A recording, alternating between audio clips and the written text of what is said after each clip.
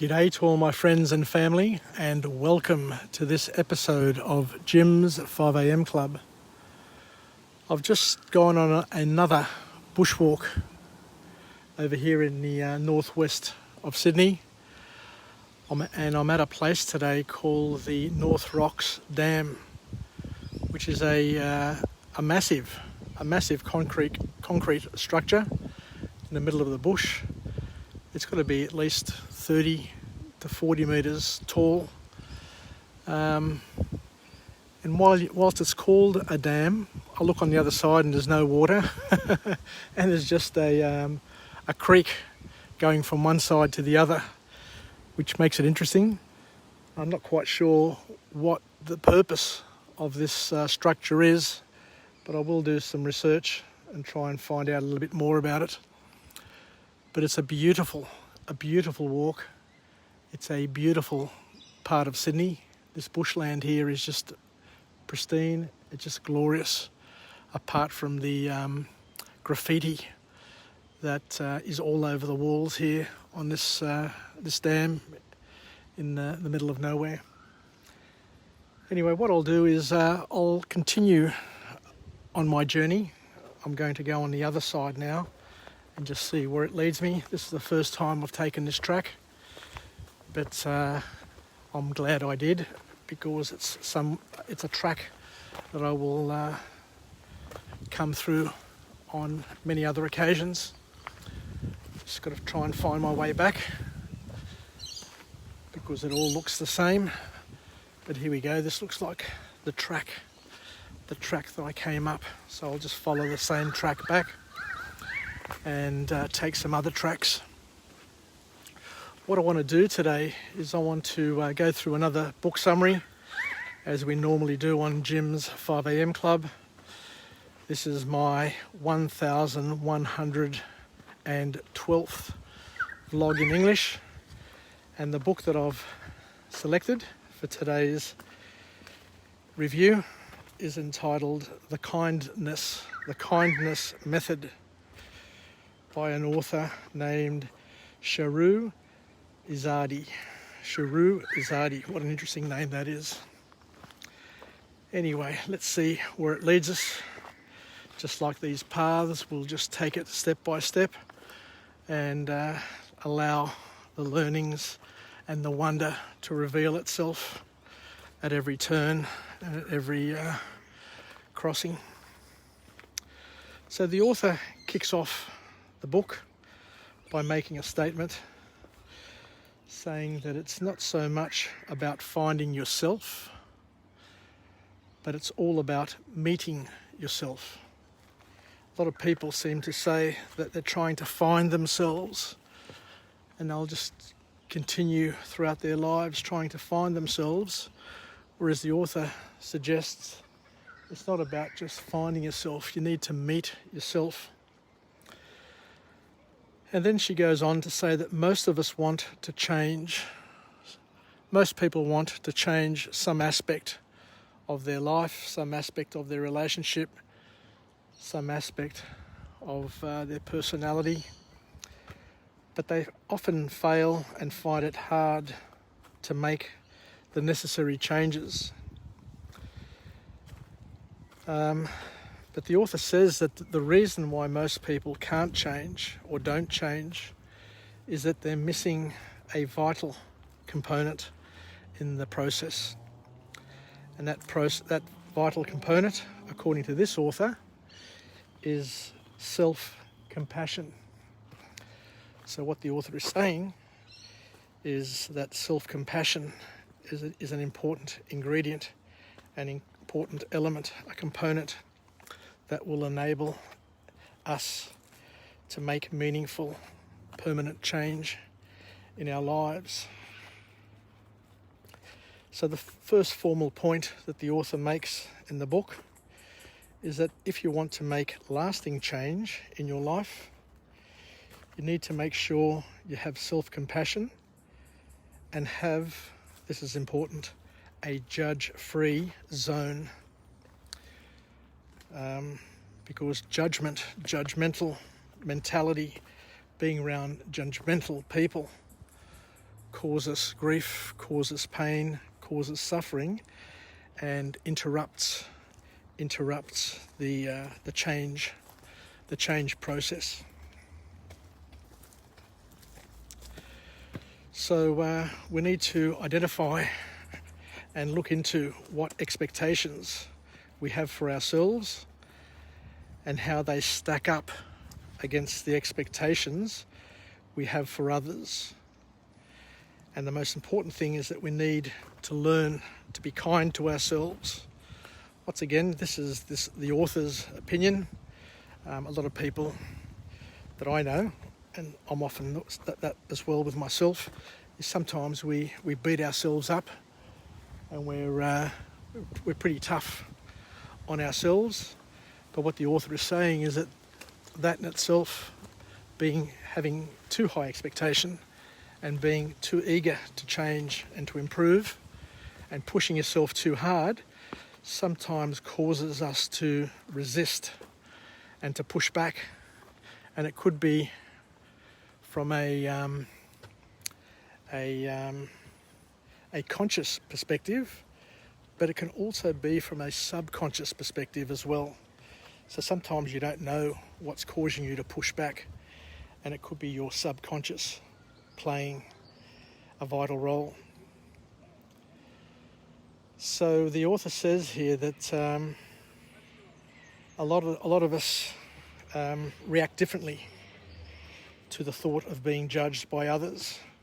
And you often see in sport how some teams, some sportsmen, some sportswomen, some sports personalities choke because they spend too much time thinking and worrying about what other people are thinking of them rather than playing their natural game.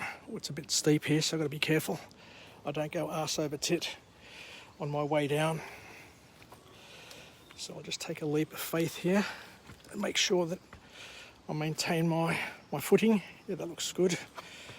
I'm going okay. Let me just get down to this landing and keep my wits about me.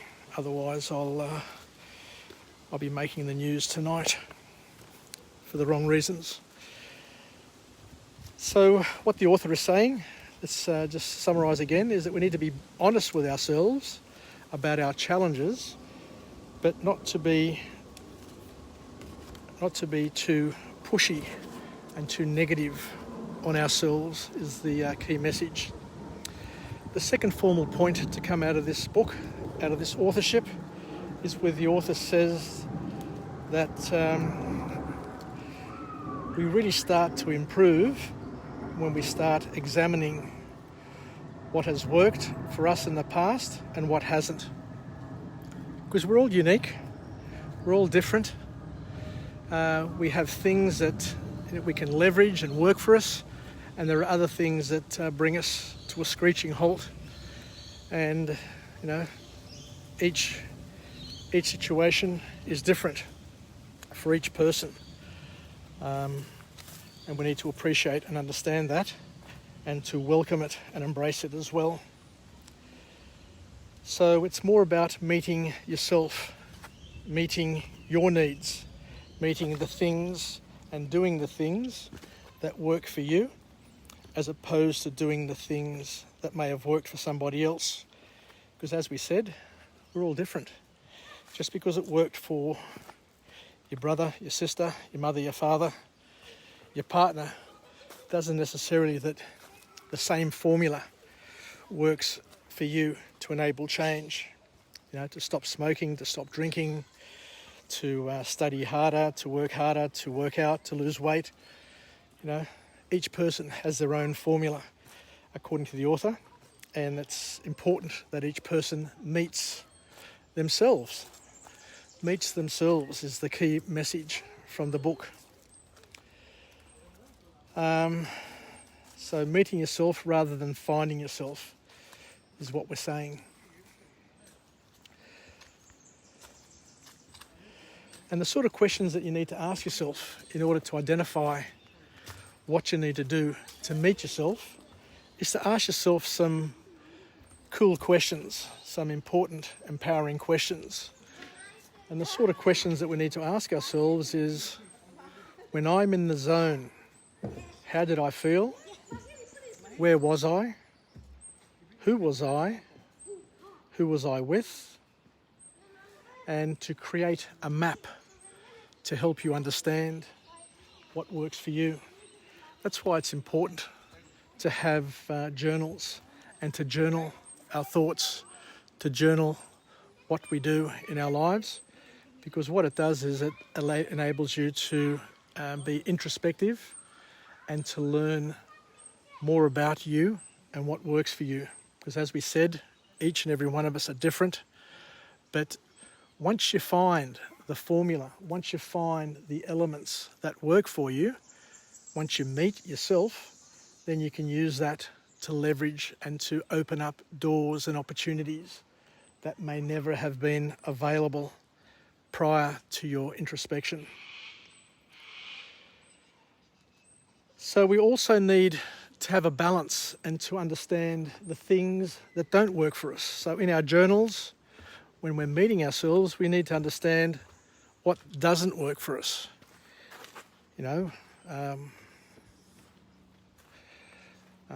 What's the harm? What's the negative impacts of things that you want to change? What haven't I changed already? Why haven't I changed? And then to examine in the past all the things that you've tried to change and haven't been able to change, and then use that as a lesson as to what didn't work for you. So we need to find out the things that do work for us when we're able to make positive, productive change, but also to identify the situations where it hasn't worked for us. The sort of people that you've been around, the sort of negativity that has put you off, the sort of self-talk that you've had that has changed your mind. So there's a lot of things that we need to do about finding ourselves and meeting ourselves, should I say, and learning about ourselves. And the last point to come out of this book from this author is that we need to build a plan and make sure the plan is incremental, step by step. The best way to change is to do it step by step. Trying to do massive change it works for some. I've got to tell you, it does work for some. Like, I'm the sort of person where I can make a decision and just do something and stick to it, whereas others need to do it incrementally, step by step.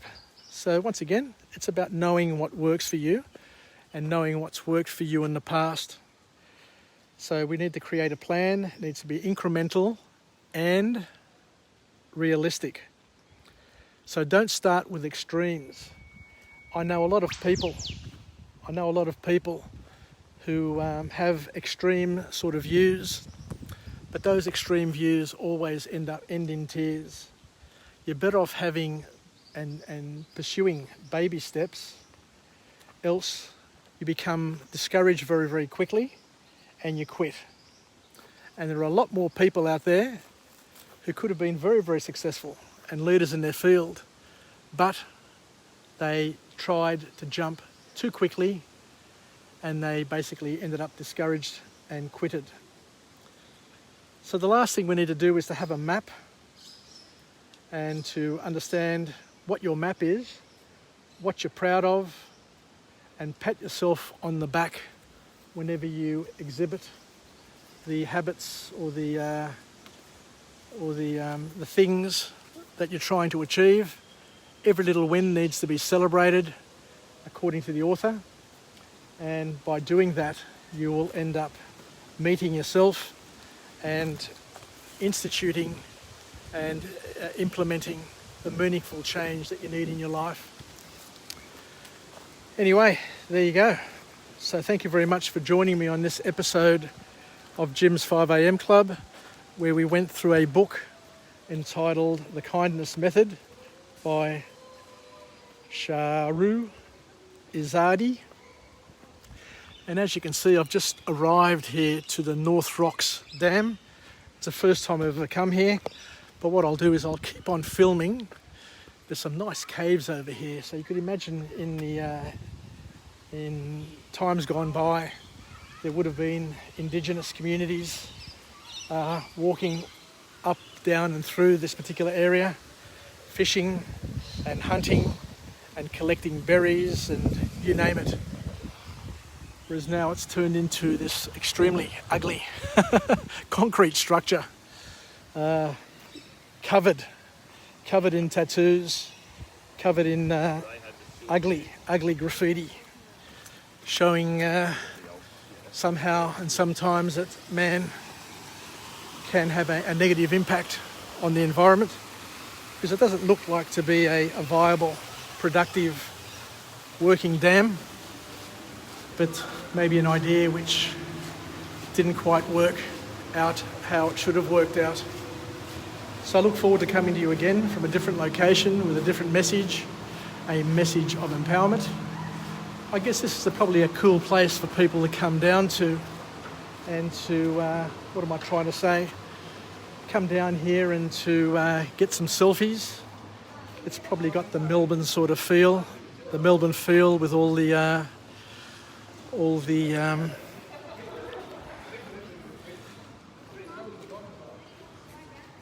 artwork. And there's a little pond down the bottom here. We've got the doggy having a bit of a swim. But this huge dam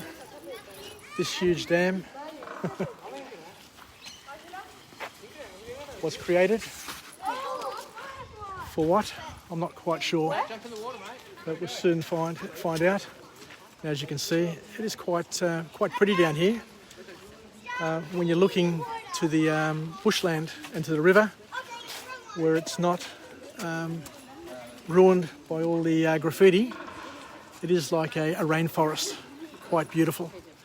Anyway, I look forward to coming to you again from a different location with a different message, a message of empowerment from Jim's 5am Club. And I thank you for joining me, where we can be partners in each other's growth and development, and we can learn, live, learn, and pass it on. Take care to all my friends. Yassas, and bye for now.